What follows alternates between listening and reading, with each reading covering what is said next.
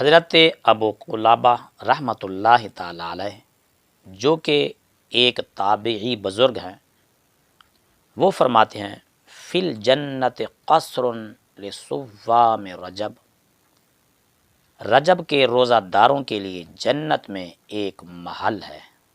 شعب الایمان حدیث نمبر 3521۔ حضرت انس بن مالک رضی اللہ تعالی عنہ سے روایت ہے کہ حضور نبی کریم صلی اللہ علیہ وآلہ وسلم نے ارشاد فرمایا، جنت میں ایک نہر ہے جسے رجب کہا جاتا ہے، جو دودھ سے زیادہ سفید اور شہد سے زیادہ میٹھی ہے۔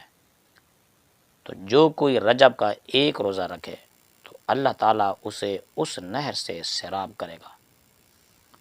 شعب الایمان حدیث نمبر 3800۔